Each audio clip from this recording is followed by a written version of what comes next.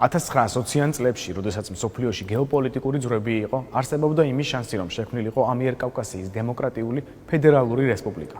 1917 წლის 25 ოქტომბერს რუსეთში მოხდა ბოლშევიკური რევოლუცია, რამაც განაპირობა მთელი რიგი შიდა კონფლიქტები და საბოლოოდ სამოქალაქო ომი. ამ მოვლენას ემატებოდა ისიც, რომ მიმდინარეობდა პირველი მსოფლიო ომი და ფრონტის ხაზები ჩამოიშალა. ფრონტის ხაზის ჩამოშლით განსაკუთრებული ზიანი ამიერკავკასიის ხალხებს მიადგა, რადგან ისინი დაუცველნი დარჩნენ თურქული აგრესიისგან. თურქულ აგრესიასთან ერთიანად გამკლავებისას მივიღეთ დღევანდელი რეალობა, რომელიც შესაძლოა სულ სხვაგვარად ერთიანი ამიერკავკასიის შექმნით დასრულებულიყო. დღევანდელ პეპლის ეფექტში სწორედ ამ ალტერნატიული ისტორიის შესახებ მოგიყვებით. 1918 წლის 18 იანვარს პეტერბურგში დაიწყო მუშაობა რუსეთის დამფუძნებელმა კრებამ. კრების უმრავლესობამ უარი განაცხადა საბჭოთა ხელისუფლების აღიარებაზე. ამის საპასუხოდ ბოლშევიკებმა დაშალეს დამფუძნებელი კრება და 10 თებერვალს ამიერკავკასიის კომისარიატმა მოიწვია ამიერკავკასიის სეიმი, რომელიც რუსეთის დამფუძნებელი კრებისთვის არჩეული დეპუტატებისგან შედგებოდა. სეიმის თავმჯდომარე გახდა ნიკოლოზ იგივე კარლო ჩხეიძე. სეიმი შედგებოდა ძირითადად ქართველი მენშევიკებით. აზერბაიჯანული პარტიის მუსავათისგან და სომხური პარტიის დაშნა ყცუთიანისგან. ამიერკავკასიის კომისარიატმა სეიმის მოწვევით ხაზი გაუსვა რეგიონის რუსეთისგან გამოყოფას, თუმცა ოფიციალურად დამოუკიდებლობა არ გამოუცხადებია. რევოლუციის შემდეგ, როდესაც მოიშალა კავკასიის ფრონტი, ამით ისარგებლეს ოსმალებმა და კვლავ აიღეს რუსეთის მიერ დაკავებული დასავლეთ სომხეთისა და ტრაპიზონის ტერიტორიები. ოსმალეთი საფრთხეს უქმნიდა ამიერკავკასიას. მას გზა ეხსნებოდა ყარსის და ბათუმის მიმართულებით. 1918 წლის 3 მარტს საბჭოთა რუსეთმა გერმანიასთან ბრესტის ზავი დადო, რომლის მიხედვითაც მთელ რიგ ტერიტორიებს თმობდა, მათ შორის ამიერკავკასიაში. თავის მხრივ ამიერკავკასიაში 1877 წლამდელი საზღვრები უნდა დაბრუნებულიყო, რაც ნიშნავდა ყარსის, ბათუმის, არტაანის ოლქების გადაცემას თურქებისთვის. ქართული და აზერბაიჯანული დელეგაციის ინიციატივით ამიერკავკასიის დამოუკიდებლობა უნდა გამოეცხადებინა და ეწარმოებინა მოლაპარაკებები თურქეთთან, რათა მომხდარიყო გარკვეული შეთანხმება. მოლაპარაკებები დაიწყო 14 მარტს ტრაპიზონის სამშვიდობო კონფერენციაზე. ამიერკავკასიული მხარე ითხოვდა 1914 წლამდე არსებული საზღვრების აღდგენას და აღმოსავლეთ ანატოლიისთვის თვითგამორკვევის უფლებას თურქეთის სახელმწიფოს შემადგენლობაში. რა თქმა უნდა, ეს თურქული მხარისთვის აბსოლუტურად მიუღებელი იყო, რადგან სამხედრო უპირატესობას ფლობდა და შესაბამისად არც აპირებდა რაიმე დათმობაზე წასვლას. ამ მოლაპარაკებებს არანაირი შედეგი არ მოჰყოლია. თურქულმა არმიამ დაიწყო ფართომასშტაბიანი შეტევა და დაიკავა ბათუმი, ახალციხე, ოზურგეთი და ყარსსაც მიუახლოვდა. საერთო კავკასიური სახელმწიფოს შექმნის იდეა არსებობდა 1917-1921 წლებში. არსებობდა 21 წლის შემდგომაც უკვე ემიგრაციაში მყოფი ქართველი კავკასიელი პოლიტიკოსები ამაზე ფიქრობდნენ და პრინციპში ერთიანი ამიერკავკასიური სახელმწიფო შეიქმნა კიდეც 1917 წლის ნოემბერში, როდესაც გამოცხადდა ამიერკავკასიის კომისარიატი, ხოლო შემდეგ 1918 წლის იანვრიდან უკვე როდესაც ამიერკავკასიის სეიმი არსებობდა. რეალურად ეს იყო სამი ერის, ქართველების, სომხების და აზერბაიჯანელების მიერ შექმნილი ერთიანი კავკასიური სახელმწიფო, რომელმაც 1918 წლის 9 აპრილს გამოაცხადა კიდეც დამოუკიდებლობა და მას ოფიციალურად ეწოდებოდა ამიერკავკასიის დემოკრატიული ფედერაციული რესპუბლიკა. ჰქონდა თავისი გერბი, თავისი დროშა. თურქეთთან მოსალაპარაკებლად 1918 წლის 22 აპრილს ქართული დელეგაციის დაჟინებული მოთხოვნით გამოცხადდა ამიერკავკასიის დამოუკიდებლობა. ამიერკავკასიის დამოუკიდებელი ფედერალური რესპუბლიკის სახელით. ამ მოქმედებამ გარკვეული წინააღმდეგობა გამოიწვია კავკასიურ პარტიებს შორის. სომხურ დელეგაციას მიაჩნდა, რომ მსგავსი მოვლენა დააჩქარებდა თურქეთის მიერ ამიერკავკასიის დაპყრობას და ჯობდა ამიერკავკასია დარჩენილიყო რუსეთის შემადგენლობაში. დამოუკიდებელი ამიერკავკასიული სახელმწიფოს მთავრობის დაკომპლექტება დაევალა აკაკი ჩხენკელს. 28 აპრილს ოსმალეთის მხარემ აღიარა ამიერკავკასიის დამოუკიდებლობა. ეს მოვლენა რა თქმა უნდა არ დარჩა საბჭოთა ხელისუფლების ყურადღების მიღმა და მან აამოქმედა თავისი პოლიტიკური გავლენები რეგიონში. აფხაზეთში მოხდა ბოლშევიკური ჯანგი. აჯანყებულები 42 დღის განმავლობაში აკონტროლებდნენ ამ მხარეს. ბოლშევიკურმა აჯანყებებმა იფეთქა აზერბაიჯანშიც, თუმცა მისი ჩახშობა მოხერხდა. ამის მიუხედავად თურქული მხარე მაინც აგრესიულად მოქმედებდა. სომხეთმა, რომელმაც მოითხოვა ცეცხლის შეწყვეტა ოსმალეთთან, მათ ულტიმატუმს დათანხმდა და ჯარი გაიყვანა ყარსიდან ისე რომ მოწინააღმდეგე უბრძოლველად შევიდა ტერიტორიაზე. 11 მაისს დაიწყო ბათუმის სამშვიდობო კონფერენცია, თუმცა თავი იჩინა შიდა უთანხმოებამ. ქართული მხარისთვის სასიცოცხლოდ მნიშვნელოვანი იყო აჭარის და კონკრეტულად ბათუმის შენარჩუნება. რადგან ბაქოს ნავთობი რკინიგზით სწორედ ბათუმიდან გადიოდა, რაც ამიერკავკასიისთვის სასიცოცხლო მნიშვნელობის იყო. ამიტომ ქართულ მხარეს აჭარა არაფრით არ უნდა დაეთმო. აზერბაიჯანული მხარე ოსმალეთის იმპერიაში ხედავდა მოძმე ერს, ხოლო სომხეთისთვის ყარსის დაკარგვა მათ განადგურებას უტოლდებოდა. მოლაპარაკებებზე ოსმალური მხარე ბრესტ-ლიტოვსკის შეთანხმებაზე მეც მოითხოვდა. ისინი ითხოვდნენ ერევნის გუბერნიის ტერიტორიების 1/3-ს, აჭარის, ახალციხის, ახალქალაქის და ქვემო ქართლის ტერიტორიებსაც კი, ამას გარდა ამიერკავკასიის რკინიგზის სრულ კონტროლს, რაც წარმოუდგენელი იყო როგორც ქართული, ისე სომხური მხარისთვის. 15 აპრილს თურქეთმა ულტიმატუმი წაუყენა სომხურ მხარეს, რომ დაეტოვებინა ალექსანდროპოლი. სომხეთმა შეასრულა თურქების მოთხოვნა. ამ ვითარებაში თბილისში მყოფმა 100,000-მა სომეხმა დევნილმა ჩრდილოეთისკენ პანიკური გაქცევა დაიწყო. 24 მაისს თერგულ დაღესტნულმა ხელისუფლებამ საზღვარი ჩაკეტა და სომხები ჩრდილოეთით აღარ გაუშვა. ამ სიტუაციაში ქართულმა ეროვნულმა საბჭომ დახმარების თხოვნით მიმართა გერმანულ მხარეს. გერმანელმა გენერალმა ოტო ფონ ლოსომ აკაკი ჩხენკელს განუცხადა, რომ თუ კი საქართველოს სურდა გერმანიის მფარველობაში შესვლა, იგი უნდა გამოსულიყო ამიერკავკასიის რესპუბლიკიდან და დამოუკიდებლობა გამოეცხადებინა. გერმანია მხოლოდ ამ შემთხვევაში დაეხმარებოდა საქართველოს. ამ პერიოდში მიმდინარეობდა ომი როგორც სომხეთის, ისე საქართველოს ტერიტორიაზე. 21 მაისს თურქული მხარე არმავირს მიუახლოვდა. 22 მაისს სპიტაკი აიღო და იქიდან გზა გაიხსნა ერევნამდე. სომხებმა და ქართველებმა მობილიზება შეძლეს. შედეგად 1918 წელს 28 მაისს სარდაპარტის ბრძოლაში, სადაც სომეხი ერის ბედი წყდებოდა, თურქული ჯარი დამარცხდა და სომხეთის ტერიტორია დატოვა. ხოლო ქართველებმა ოსმალები მდინარე ჩოლოქთან დაამარცხეს. თურქულმა ჯარმა მძიმე დანაკარგებით ბათუმისკენ გაიხია. თავარი მიზეზი, რამაც გამოიწვია ამ სახელმწიფოს კრახი, იყო ვერაფრით ვერ მოხერხდა ოსმალეთის იმპერიის აგრესიის შეჩერება. მათ დაიკავეს ბათუმი, დაიკავეს ოზურგეთი, დაიკავეს ყარსი და სერიოზული საფრთხე დაემუქრა საქართველოსა და სომხეთს. გამოსავალი აღარ იყო. ერთადერთი ძალა, რომელიც შეძლებდა ოსმალეთის შეჩერებას, იყო გერმანია, ხოლო გერმანია მოითხოვა, რომ საქართველოს უნდა ყოფილიყო დამოუკიდებელი. ამ შექმნილმა საგარეო ვითარებამ და ოსმალეთის საფრთხემ გამოიწვია ამ სახელმწიფოს კრახი. სხვა საკითხია, რომ ოსმალეთის იმპერიის მესამე არმიას, რომელიც კავკასიის ფრონტს უტევდა, პრინციპში შეტევის რესურსი უკვე ამოწურული ჰქონდა და ბევრს ვერაფერს ვეღარ გააკეთებდა, მაგრამ ეს მერე გამოჩნდა, პოსტფაქტუმ გამოჩნდა. იმ მომენტში მაისის ბოლოს ეს არავინ არ იცოდა. მთავარი ერთ-ერთი მიზეზი ვიმეორებ, ეს იყო ოსმალეთის იმპერიის აგრესია და ის რომ ვერ მოხერხდა მისი შეჩერება. ბრძოლები ჯერ კიდევ მიმდინარეობდა, როდესაც 1918 წლის 26 მაისს ქართული მხარის ინიციატივით ამიერკავკასიის დემოკრატიული ფედერაციული რესპუბლიკა დაშლილად გამოცხადდა. ამავე დღეს საქართველომ დამოუკიდებლობა გამოაცხადა. შემდეგ დღეებში იგივე ნაბიჯები გადადგა სომხეთმა და აზერბაიჯანმა. შედეგად საქართველოსაც და სომხეთსაც ტერიტორიულ დათმობებზე წასვლა მოუწიათ. მაგრამ 1918 წელს 30 ოქტომბერს ოსმალეთის იმპერიამ მუდროსის ზავით კაპიტულაციას მოაწერა ხელი. მუდროსის ზავის მიხედვით თურქეთს ჯარი უნდა დაეშალა. კავკასიიდან გასულიყო და მთელი რიგი ტერიტორიები დაეთმო. თუმცა როგორი იქნებოდა ალტერნატიული ისტორია ამიერკავკასიის ხალხებს უფრო მეტი რწმენა და მიზანდასახულობა რომ ჰქონოდათ. ერთიანი კავკასიური სახელმწიფოს შექმნისთვის გადაელახათ ვიწრო ნაციონალური და იდეოლოგიური უთანხმოებები და გაერთიანების იდეის ირგვლივ თავმოყრილნი არ აჩქარებულიყვნენ. ემუშავათ სტრატეგიულად და მხოლოდ სარდაპარტის და ჩოლოქის ბრძოლის შემდეგ მიეღოთ გადაწყვეტილება. ასეთ შემთხვევაში ისტორია და ჩვენი რეგიონის ბედი სრულიად სხვაგვარად განვითარდებოდა. 1918 წლის 10 თებერვალს ამიერკავკასიის კომიტეტმა ამიერკავკასიის სეიმი მოიწვია. შეიძლებოდა რომ ეს სეიმი ყოფილიყო ერთ პოზიციაზე. საერთო საფრთხის გამო ვიწრო, იდეოლოგიური და ნაციონალური უთანხმოებები გადაელახათ.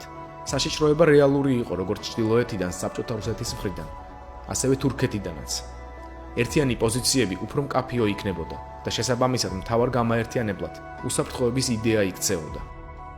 ამიტომ ასეთ ალტერნატიულ ისტორიაში იქნება ერთიანი არმია და სამხედრო შტაბი, რომელიც ამიერკავკასიის საჯარისო ფორმირებებს ერთ სტრუქტურაში კავკასიურ არმიაში აერთიანებს.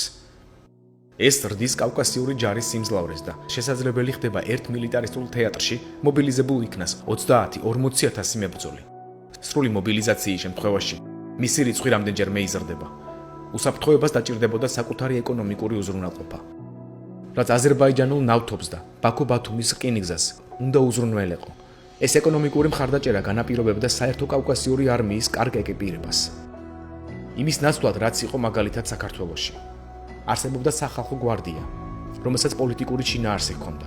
ამ შემთხვევაში პოლიტიკური პარტიული ამბიციები მეორე მხარეს გადადიზდა. შესაბამისად იქნება ისეთი საჯარისო სტრუქტურა, რომლის ამოცანაა არა პარტიული ლოიალობა, არამედ იმ საერთო ამოცანის გადაჭრაა, რაც ამიერკავკასიის ტერიტორიულ მთლიანობას შეუწყობდა ხელს. ეს კი არსებული რესურსების გათვალისწინებით რეგიონში საკმაოდ მძლავრ სამხედრო ძალას შექმნიდა. ესეთი ჯარი შეძლებდა თურქული ექსპანსიისთვის დიდი წინააღმდეგობის გაწევას. ქართული მხარე არ დაკარგავდა არც ბათუმს, არც არტაანს, ხოლო სომხეთი ყარს.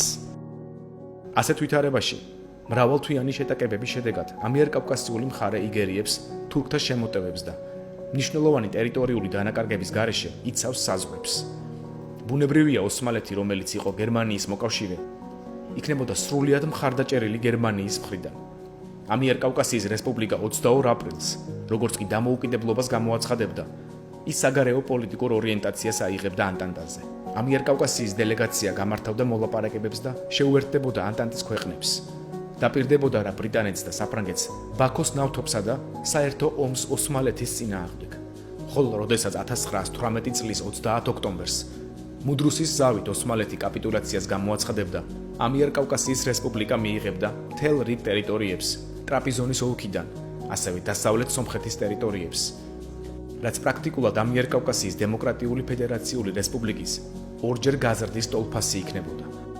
ბრიტანელები, რომლებიც ამიერკავკასიას აღიქვავდნენ საერთო სისტემად, რათა ბაქო ბათუმზე ფუნქციონირა, სრულიად დაუჭერდა მხარს ამიერკავკასიას და საკუთარი ეკონომიკური ინტერესის დასაცავად შესაძლოა სამხედრო კონტინგენტით შემოეყვანა. თუმცა ამიერკავკასიის რესპუბლიკისთვის საშიშროება მარტო თურქეთიდან არ მოდიოდა, რადგან მასზე უფრო საშიში მტერი საბჭოთა რუსეთი ჰყავდა. ისარგებლებდა რა რუსეთის სამოქალაქო ომით, რომელიც 1917-1922 წლებში მიმდინარეობდა, იგი საკუთარ ძალაუფლებას ჩრდილოეთ კავკასიის მიმართულებითაც გაავრცელებდა. პირველი რეგიონი, რომელიც რეალურ ისტორიაში ითხოვდა საქართველოსთან შემოერთებას, ხოლო ალტერნატიულში ამიერკავკასიის რესპუბლიკასთან გაერთიანებას მოისურვებდა, იქნებოდა ავარეთის რესპუბლიკა, რაც ნიშნავდა დაღესტნის ნაწილის ამიერკავკასიის კონფედერაციაში შესვლას. რეალურ ისტორიაში 1917 წლის თებერვლის რევოლუციის შემდეგ ჩრდილოეთ კავკასიელმა პოლიტიკურმა ლიდერებმა ჩრდილოეთ კავკასიელთა ხალხთა გაერთიანება ჩამოაყალიბეს, რომელმაც აირჩია აღმასრულებელი კომიტეტი. კომიტეტის წევრები იყვნენ პატა ჩერმოევი, ჰაიდ ბამატი და საიდ შამილი, რომლებმაც 1918 წლის 11 მაისს ჩრდილოეთ კავკასიელ მთიელთა რესპუბლიკა ოფიციალურად შექმნეს. ამ კოალიციურ რესპუბლიკაში მთელი ჩრდილო კავკასია გაერთიანდა, რომელმაც 1920 წლამდე იარსება. მაგრამ პეპლის ეფექტის ალტერნატიულ ისტორიაში ჩრდილოეთ კავკასიელ მთიელთა რესპუბლიკა, რომელიც საბჭოთა რუსეთთან პირისპირ აღმოჩნდებოდა, კაფიო ნაბიჯების გადადგმა და ამიერკავკასიის რესპუბლიკასთან ერთად ერთიანი სახელმწიფოს შექმნა მოუწევდა. ეს ერთიანი სახელმწიფო 1919 წლის მაის-ივნისში ჩამოყალიბდებოდა, იმ დროს, როდესაც მის საზღვრებს საბჭოთა ხელისუფლება მიუახლოვდებოდა. საბოლოოდ გაჩნდებოდა ახალი კონფედერაცია, კავკასიის ფედერალური რესპუბლიკა. ამრიგად კავკასიის ფედერაციული რესპუბლიკა საკმაოდ მოზრდილი სახელმწიფო იქნებოდა, რომელიც მთლიან კავკასიას, ტრაპიზონის და აღმოსავლეთ მცირე აზიის ტერიტორიას მოიცავდა. მის შემადგენლობაში გაცილებით დიდი რაოდენობით რესურსი აღმოჩნდებოდა. შედეგად ასეთ სახელმწიფოსთან ომი გართულდებოდა. 1920 წელს, როდესაც წითელი არმია დააპირებდა ჩრდილოეთ კავკასიის დაკავებას, მისი რთული გეოგრაფიული მდებარეობის გამო და ასევე დიდი რესურსების, სანდო ზურგისა და სამხედრო დახმარების გათვალისწინებით, იმდროინდელი წითელი არმია უბრალოდ ვერ შეძლებდა კავკასიის დაპყრობას. არ მოხდებოდა მე-11 არმიის მიერ ჯერ აზერბაიჯანის და სომხეთის, ხოლო შემდეგ საქართველოს ანექსია და გასაბჭოება. საბჭოთა რუსეთსა და კავკასიის ფედერაციულ რესპუბლიკას შორის მიმდინარე ომი, რომელიც 3 წელი 1920-დან 1923 წლამდე მიმდინარეობდა, კავკასიის ფედერაციული რესპუბლიკის გამარჯვებით დასრულდებოდა. 1923 წლის ოქტომბერში ხელი მოეწერებოდა მოსკოვის ხელშეკრულებას, რომლითაც რუსეთი ცნობდა კავკასიის ფედერაციული რესპუბლიკის დამოუკიდებლობას. კავკასიის ფედერაციული რესპუბლიკის შიდა მოწყობა საკმაოდ საინტერესო, თუმცა დეცენტრალიზებულია. არმია ამ შემთხვევაში არ არის პოლიტიკურად ნეიტრალური და შესაბამისად სამხედროების გავლენა პოლიტიკაზე საკმაოდ მაღალია და ისინი არ წარმოადგენენ კავკასიური ერთობის მთავარ ძალას. იმისთვის რომ ადამიანმა საერთო კავკასიურ პოლიტიკურ სივრცეში გაიკეთოს კარიერა, ყველაზე ეფექტური საშუალება სამხედრო კარიერაა. ისეთ სამხედროებს, როგორიც გიორგი მაზნიაშვილი და გიორგი კვინიტაძე იყვნენ გაცილებით დიდი პოლიტიკური წონა აქვთ, ვიდრე რეალურ ისტორიაში ჰქონდათ, რაც მთლიანად ცვლის პოლიტიკურ სახეს. თუკი ომისა და გარესაფრთხეების დროს სხვადასხვა მემარცხენე ან ლიბერალური პარტია მხარს უჭერს სამხედროების მოქმედებებს, 1923 წლის შემდეგ, როდესაც გარესაფრთხე გადაილახა, დაიწყებოდა პოლიტიკური პროცესები და გარკვეულწილად პოლიტიკური დაპირისპირებებიც. ამის მიუხედავად კავკასიის რესპუბლიკის შიგნით არ მოხდებოდა ისეთი ეთნო კონფლიქტები, როგორიც იყო სომხურ-ქართული ომი, სომხურ-აზერბაიჯანული ომი და ზოგადად შიდა ნაციონალური ომები. ტერიტორიული დაყოფა კი იქნებოდა ყოფილი გუბერნიების მიხედვით. ფილისისა და ქუთაისის გუბერნია შევიდოდა საქართველოს საზღვრებში და შესაბამისად ლორეს ოლქი და მთელი რიგი ტერიტორიები კვლავ საქართველოს რესპუბლიკაში დარჩებოდა. ჯარი უზრუნველყოფდა იმას, რომ ადგილობრივი ნაციონალისტები არ გააღრმავებდნენ ნაციონალურ შუღლს. იმის მიუხედავად, რომ თითქმის ყველა კავკასიური რესპუბლიკის შიგნით მემარცხენე იდეები ჭარბობდა, იმის ეკონომიკური რესურსები არ გაჩნდებოდა, რომ სოციალური სამართლიანობის პრინციპები და კეთილდღეობა სწრაფად დამყარებულიყო. ეს კლასობრივი ანტაგონიზმი, რაც ახასიათებდა კავკასიურ საზოგადოებას, დარჩებოდა. ყოფილი მემამულეები, კულაკები, მსხვილი კაპიტალი და მუშები. ეს იქნებოდა ის საკითხი, რაც ამ მრავალშრიან და მრავალეთნიკური რესპუბლიკებისთვის გადაულახავი დარჩებოდა. მართალია შესაძლებელია კონკრეტულ რესპუბლიკაში ან ოლქში მოგვარებულიყო ეს საკითხი, მაგრამ კავკასიური მასშტაბით და მსგავსი პოლიტიკური სისტემით ეს საკმაოდ გართულდებოდა. ამ მოვლენით ისარგებლებდა საბჭოთა ხელისუფლება, რომელიც მუდმივი დესტაბილიზაციის კერებს შექმნიდა კავკასიაში. კონფედერაციის მოუქნელი სისტემა ხანგრძლივ მსგავს დესტაბილიზაციებს სათანადო პასუხს ვერ გასცემდა, თუმცა კავკასიის ფედერაციული რესპუბლიკის ეფექტიანობა 1920-იანი წლების ბოლომდე იქნებოდა. ამას გარდა 30-იანი წლების ბოლოს საბჭოთა კავშირს უკვე იმის სამხედრო რესურსი ექნებოდა, რომ ფართომასშტაბიანი სამხედრო ოპერაციის შედეგად მოეხდინა კავკასიის ფედერალური რესპუბლიკის ანექსია. შედეგად 1939 წელს იწყება შიდა აჯანყებების მთელი სერია და პოლიტიკური დესტაბილიზაცია კავკასიის რესპუბლიკაში. ყველაზე სუსტი წერტილი აზერბაიჯანი, სადაც ბაქოელ ნავთობ კომპანიებს და მუშებს შორის დაპირისპირება პიკს მიაღწევდა, მუშები მოახერხებდნენ ნავთობ გადამამუშავებელი ქარხნების ბლოკირებას, რაც კავკასიის ეკონომიკაზე საკმაოდ მძიმედ აისახებოდა. პარალელურად დაიწყებოდა დიდი სამხედრო კამპანია კავკასიის წინააღმდეგ. თუ წარმოვიდგენთ ესეთ კარგ ვითარებას, რომ ამიერკავკასია გადარჩა, თქვათ შეიქმნა კავკასიის სახელმწიფოების კონფედერაცია, მასში შემოვიდა ჩრდილოეთ კავკასიაც, მე ვფიქრობ ეს იქნებოდა იმის შანსი, რომ ჩვენ ყველანი განვითარდებოდით და გვექნებოდა მინიმუმ 1939 წლამდე, იმიტომ 39 წელს შეიძლება საბჭოთა კავშირს ჩვენ ისევ დავეპყარით, მაგრამ მინიმუმ 1939 წლამდე ჩვენ შევძლებდით ნორმალურად არსებობას, გვექნებოდა დამოუკიდებლობის უკვე 20 წლიანი გამოცდილება და აი ეს რასაც ხშირად მივტირით ხოლმე და ვადარებთ, რომ ბალტიისპირეთს ჰქონდა ჩვენზე მეტი უპირატესობა, იმიტომ რომ 20 წელი დამოუკიდებელი იყო, აი ჩვენ ეს გვექნებოდა და კიდევ უფრო კარგად თუ ვიფიქრებთ და თქვა 39 წელსაც გადავრჩებოდით, ну მაშინ შეგვიძლია გვეთქვა, რომ ალბათ კავკასია დღეს იქნებოდა მსოფლიოში ერთ-ერთი ყველაზე უფრო სტაბილური, ეკონომიკურად განვითარებული და ესეთი კეთილდღეობის სანიმუშო ადგილი. იმის მიუხედავად, რომ ამ მილიტარისტულ წამოწყებას წინააღმდეგობა შეხვდებოდა, საბჭოთა კავშირი რესურსს არ დაიშურებდა კავკასიის შემოერთებისთვის.